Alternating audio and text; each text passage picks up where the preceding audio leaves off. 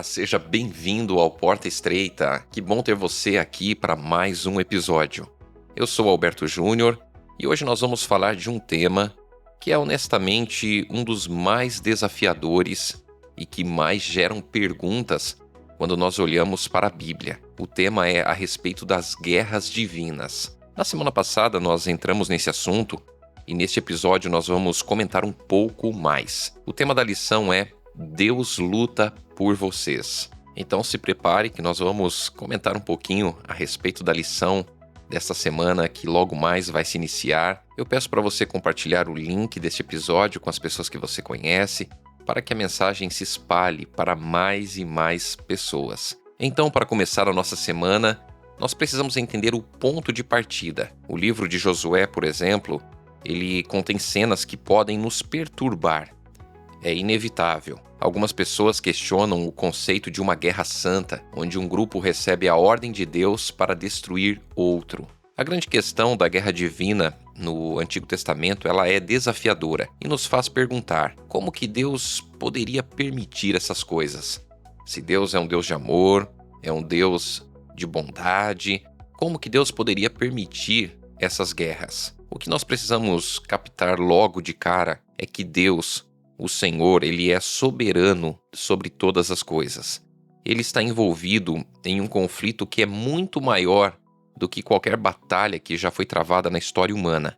Essa é uma batalha que permeia todos os aspectos da nossa vida. Se quisermos entender os eventos da história bíblica e secular, só conseguiremos isso à luz desse conflito maior. O tema geral desta semana é exatamente esse: explorar a complexidade das guerras ordenadas por Deus, analisando as condições e limitações da guerra divina e olhando para a relevância espiritual que elas possuem, além da visão da paz eterna oferecida pelos profetas. Então, quando nós lemos algo difícil na Bíblia, nós não podemos resumir o evento a um simples ato de violência. Nós precisamos sempre procurar a narrativa maior, que é o conflito cósmico entre o bem e o mal. Entender que Deus está lutando contra o mal e não apenas contra pessoas, nos ajuda a contextualizar a história. A lição de domingo nos convida a entender por que os cananeus eles foram condenados, o porquê da punição. Precisamos ir além de Josué para entender a gravidade da iniquidade que existia ali em Canaã. As evidências bíblicas e os achados arqueológicos, como os textos ugaríticos, confirmam que as práticas dessa cultura elas eram abomináveis. Quais eram essas práticas? Elas incluem sacrifícios de crianças, adivinhação, feitiçaria e necromancia. A religião cananeia ela era totalmente diferente dos padrões morais do Antigo Testamento. Eles acreditavam que os fenômenos naturais que garantiam a fertilidade eram controlados por relações sexuais entre deuses e deusas. Isso levava a rituais religiosos que envolviam práticas sexuais, como a prostituição sagrada, onde homens e mulheres participavam de ritos de orgias. É triste dizer, mas uma nação que atinge níveis morais tão baixos quanto seus deuses está fadada a se autodestruir. A arqueologia, inclusive, ela nos mostra pequenos esqueletos infantis esmagados em grandes jarros, o que confirma a prática de sacrificar primogênitos aos deuses. Um ponto crucial é que a eliminação dos cananeus não foi uma decisão repentina de Deus. Na verdade, eles tiveram um longo período de graça. Eles tiveram a oportunidade de conhecer o caráter de Deus e do seu propósito por meio do testemunho dos patriarcas que viveram ali. Mas eles desperdiçaram todas as oportunidades. Continuaram em suas práticas abomináveis até que a iniquidade chegou ao ponto final. Aqui é importante entendermos que a iniquidade ela não surge de repente. É um processo gradual. O cananeu, ele teve tempo para mudar. Da mesma forma, Deus nos dá tempo, ou o que chamamos de longanimidade, ou graça, para nos afastarmos de práticas que são destrutivas para nós e para a sociedade. A lição é: não ignore as oportunidades de mudanças que Deus lhe oferece. Deus está dando oportunidades para que as pessoas se arrependam, para que as pessoas voltem a sua vida para o Senhor, mas esta é uma questão de escolha. Cada um escolhe o caminho que quer seguir. Chegamos na lição de segunda-feira, o tema o Juiz Supremo. Se na lição de domingo nós vimos ali o crime, na lição de segunda-feira nos é apresentado o juiz. O tema aqui é a santidade de Deus, o seu papel como juiz supremo. A santidade de Deus significa que ele não tolera o pecado. Se ele tolera, ele não é Deus, certo? O salário do pecado é a morte, de acordo com Romanos 6:23. Deus declarou guerra contra o pecado, e isso vale para todos, sejam cananeus ou israelitas. Inclusive, o texto menciona que Israel não foi santificado para participar das guerras santas, se eles se tornassem como as outras nações. E aí nós temos o texto de Deuteronômio 9, verso 4 e 5, capítulo 12, verso 29 e o verso 30. É vital que compreendamos a Guerra Santa não como um imperialismo de conquista, comum no mundo antigo. As guerras de Israel, elas tinham o objetivo de glorificar a Deus, restabelecer a justiça e a paz, e também de reafirmar a soberania de Deus sobre o território. Dizer que Deus é guerreiro significa que Ele é, antes de tudo, o juiz. Ele tem o dever de manter o governo e a ordem estabelecida. Ele não tolerará rebelião contra essa ordem. E qual é o objetivo da guerra de Deus? Nunca é a guerra em si. O objetivo é a restauração da justiça e da paz. Em última análise, julgar, fazer guerra ou promover a justiça são sinônimos para Deus.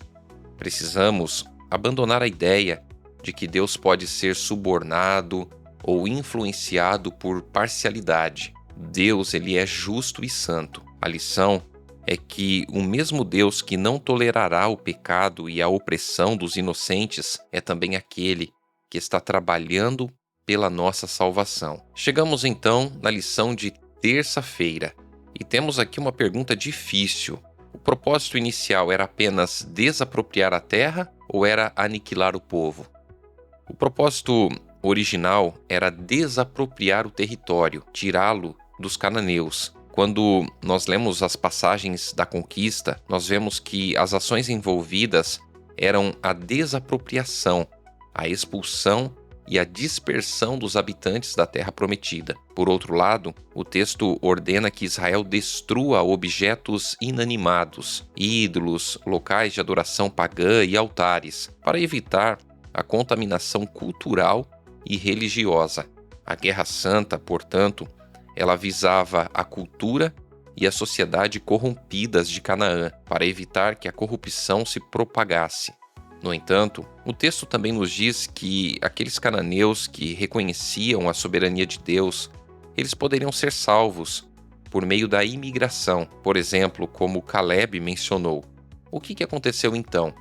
A destruição ela se tornou necessária nas cidades fortificadas, porque os cananeus, como o rei do Egito, eles endureceram o coração. Eles continuaram a se rebelar contra o plano de Deus para os israelitas, e por isso a sua cultura se apegou tanto ao mal que, para eliminar a cultura, era preciso que eles também fossem destruídos. A grande lição é que a contaminação espiritual ela é perigosa. Para evitar que a corrupção se propague em nossas vidas, precisamos destruir os objetos inanimados, tudo o que representa a adoração pagã ou a imoralidade em nosso próprio coração e ambiente. E mais, o endurecimento do coração elimina a chance de redenção e traz consequências sérias. A lição de quarta-feira traz como tema livre-arbítrio. O texto hebraico ele usa o termo herem para descrever a destruição de pessoas na guerra. Herem significa ser condenado ou entregue à destruição. Isso se refere a pessoas, animais ou objetos inanimados, entregues de maneira completa e irrevogável, sob o domínio exclusivo de Deus.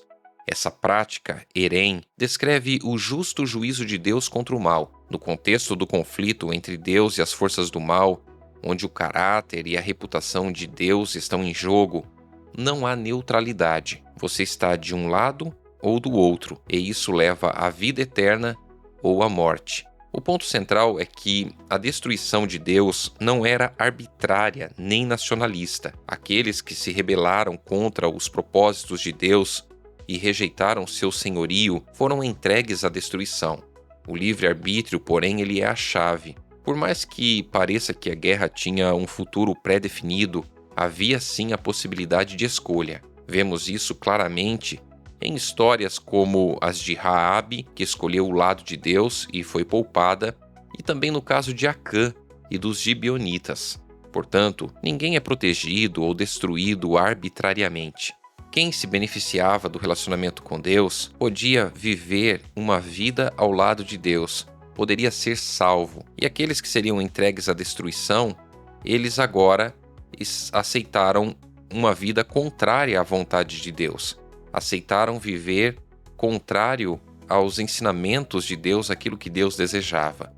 As nossas escolhas, elas têm consequências eternas. E a maior lição aqui é que Deus ele é um Deus justo. A nossa proteção não é garantida por pertencer a um grupo, mas sim pela nossa submissão pessoal à autoridade e também à vontade de Deus. Na lição de quinta-feira, finalmente nós tiramos o foco da guerra para olhar para o futuro que Deus planejou, a paz.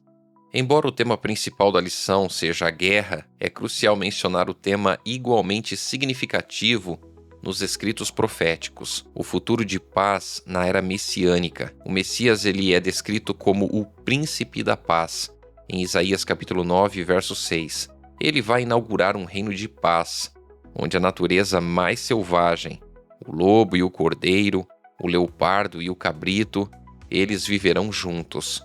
Um lugar onde não haverá mal nem dano, e a paz reinará e fluirá como um rio. Apesar de Deus estar envolvido no conflito cósmico, o objetivo final da redenção não é um conflito perpétuo ou um estado eterno de sujeição. Pelo contrário, é o estabelecimento da paz eterna.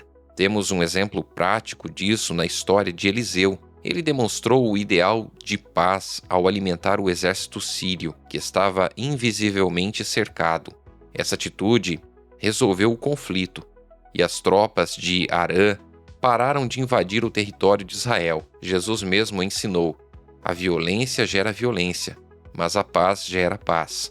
Não importa o quão difícil seja o conflito em que estamos envolvidos hoje, o plano final de Deus é a paz. A lição é que, imitando a Deus, nós podemos ser agentes de paz nos conflitos que nós enfrentamos. O desejo de Deus é sempre o ideal supremo, a paz para seu povo. Na lição de sexta-feira, o estudo adicional nos traz uma síntese e reforça a natureza do caráter de Deus. Um ponto fundamental é que Deus é tardio para se irar. Isso significa que ele deu às nações ímpias, incluindo os cananeus, tempo de graça para que eles se familiarizassem com Deus e com o seu caráter. A condenação ela só aconteceu porque, mesmo debaixo da luz da verdade, eles recusaram a graça e seguiram seus próprios caminhos. A iniquidade dos amorreus não havia chegado ao ponto final imediatamente. Deus esperou pacientemente até que a medida da iniquidade estivesse completa e a longanimidade não pudesse mais ser exercida. A punição não foi por vingança, mas para que a ira de Deus não fosse adiada para sempre. Em resumo, a história nos mostra que Deus entregou Canaã após sua paciência se esgotar. A conquista tinha dois propósitos principais. Primeiro, expulsar os cananeus gradualmente, para que a terra não ficasse deserta antes da chegada de Israel. Segundo propósito, destruir os idólatras totalmente para evitar a contaminação espiritual de Israel.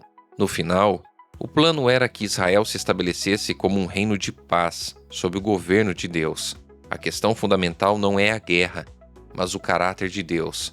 Deus é justo e soberano, mas também é um Deus de amor e paciência. A lição é que o fato de Deus ser nosso juiz supremo e soberano do universo é fundamental para entendermos a salvação. ele age com justiça, mas só após esgotar todas as vias da sua graça. Deus é um Deus que espera pacientemente por cada um de nós, e nós temos a oportunidade de voltar a nossa vida a Ele, de colocar os nossos caminhos nas mãos do Senhor e de depender dEle todos os dias da nossa vida. E assim nós encerramos a nossa análise da complexidade da guerra divina. Espero que esta conversa tenha ajudado você a ver esses textos desafiadores através da lente do grande conflito entre o bem e o mal. Lembre-se, Deus é tardio para se irar, mas sua justiça requer que o pecado seja tratado para que a paz eterna possa reinar. Nossas escolhas determinam de que lado estamos no grande conflito. Vamos juntos orar neste momento. Querido Deus, nós te agradecemos porque o Senhor é um Deus bondoso. O Senhor é um Deus que nos dá oportunidades. E neste momento queremos entregar a nossa vida em tuas mãos, queremos depender do Senhor e viver para o Senhor. Toma-nos em teus braços de amor. É o que nós te pedimos agradecidos no nome do Senhor Jesus. Amém. Muito obrigado por nos acompanhar. Se você gostou, não deixe de compartilhar esse episódio e nós nos veremos na próxima semana. Um grande abraço e até lá!